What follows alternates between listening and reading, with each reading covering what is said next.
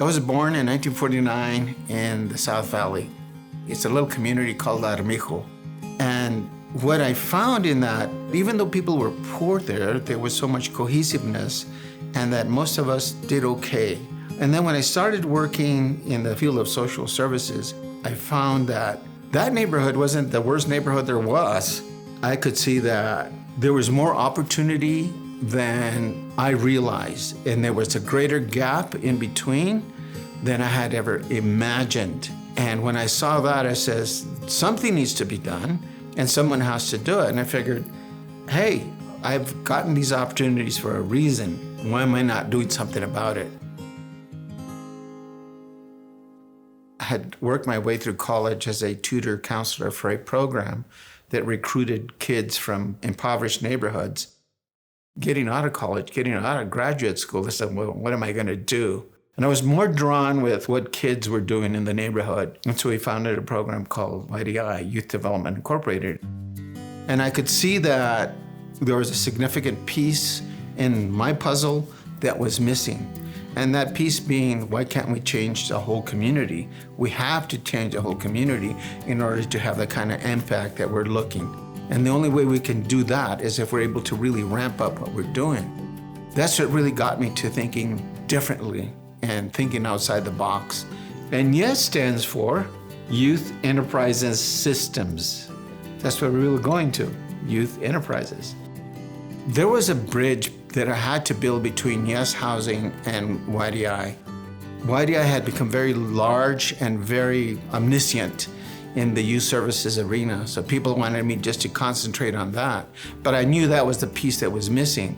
I said, I have to devote a significant amount of time to doing this other part, because otherwise, any work that I have done here at YDI, I will have missed an opportunity to do what needs to be done. And so there was that period where I had to focus as I could on YDI, which demanded a lot of my time, and yet find time to begin to build this other organization. And it was difficult because I had to do two for a long, long time. Came to that point, I says, I've been here 41 years, it's time for me to focus in on the last part of my professional career. Said I have to do it because I felt within my soul, that was what I was called to do. This was my calling in life. We had to really learn how to be resourceful and look for sources of revenues where we could fix up places and make them more energy efficient. We started seeking out where are there pots of money that we can leverage to improve the whole facility. And then we figured out really the only way to get what we dream of building is by building from the ground up. So we said the next step is, how do we build it so that it's new from the beginning and we know how it was built? For us to build a project, you need streets and you need water and you need sewer. You need amenities nearby. You can't build out in the desert. So it's got to be within some defined area where there's some services there. So that's the first thing. The other thing is just everything that we confront. How do you find enough money to build something new from the ground up? Because we're not grant supported. It's really a tough environment. It's more so now than ever. As a developer, because we do face a lot of challenges when it comes to financing these developments and the operating costs for the long haul, we try to build a product that will last for the long haul. We oftentimes are doing our best to be proactive, to try to address those things before they happen. And each day is a new challenge, and there's always something new to figure out. The biggest challenges now is just the cost of development. We bid a project at X amount, and by the time we get ready to get awarded it gone up 25-30%. And so you have to fill those gaps and are constantly trying to get projects completed because of the fact that they're so costly nowadays. And you have the demand. I mean, every apartment we've done recently, as soon as we build it, it's full. There's such a need, and we can't build them quick enough.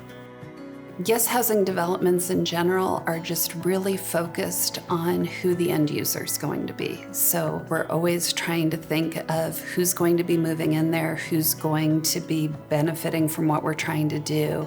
What we experience at every single turn what we can do to bring that knowledge forward and do it better the next time. We don't really target whether it's a family property or if it's a senior, disabled, or a homeless property. It's more about what the community, the land, the apartment complex, the development that comes into our realm, and what's going to fit in that particular neighborhood. When we get awarded a contract, they know we're going to do it. And so they know now that when Yes Housing puts its name on something, it's going to get done. And we have a proven track record. Wherever we've gone and the projects we've done, we've completed them. We wanted to build an organization that was very warm and accepting and recognize them as individuals, not just as cogs in a wheel. What you have to find is people with heart. Finding the people that have the heart, have the passion, the persistence, and the abilities to actually get the work done is really the secret. Finding the kind of people that just don't give up, because you got to push through in order to make it work. We know that every person in this organization, from the accounting department to the development folks to the construction manager that's on board now, we all have to work together because it's a puzzle and every piece has to be interconnected so that it paints the right picture. And that's the culture that we've developed, is that we know that every person in this organization is equally important, and we respect one another for that, and we communicate well, and we appreciate each other's work because we know that their work impacts our work. And so I think that's what's key, is that we all know that we are making a difference together.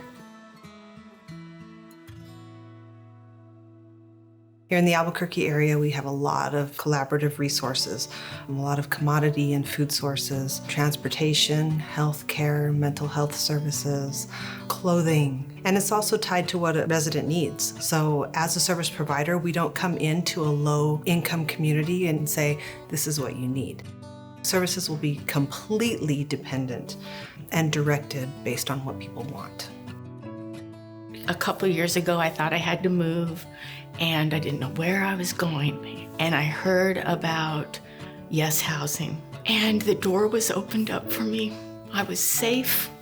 I had a home, people that treated me with dignity. I didn't have to live in the car. I feel like I came home. I'm safe. The happy days are when you get to see people move in. Just any time that you can see the impact that way, whether it's getting the ability to move forward, closing on a deal, and starting construction. I get happy every time I see a foundation being poured, because from there we're ground up, we get to see the building moving, and that's just so much fun. Seeing the smiles on the faces of the people when you see that they're living in a nice place.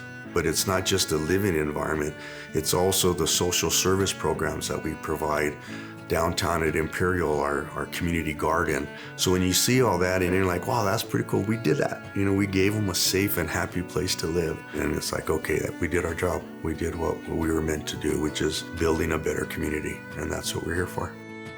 There's a great need within our community, and we definitely don't have enough affordable housing. People really need a safe, decent place that they can call home at the end of the day, and being able to provide that to someone else, it drives me, because everybody deserves to have that foundation if they want it. I want to do everything that I can to provide that opportunity to them. When you first see somebody move into a beautiful place, you see the light come into their eyes. You see their children get all excited. Oh, I have my own bedroom. Oh, I can go downstairs and play in the playground. That's a big deal, providing them something they really, really need. So housing is the basic part of it. Our work is significant in terms of what is happening, particularly now. We know that demand for housing is at an all-time high. This is really the challenge that America is facing right now. The demand for housing that is quality and affordable, that dream is becoming more difficult every day. And for me, I look at young people and I'm thinking at what kind of life are we leaving for them? That's not where we want our community, our state, our nation to be. We got to do this.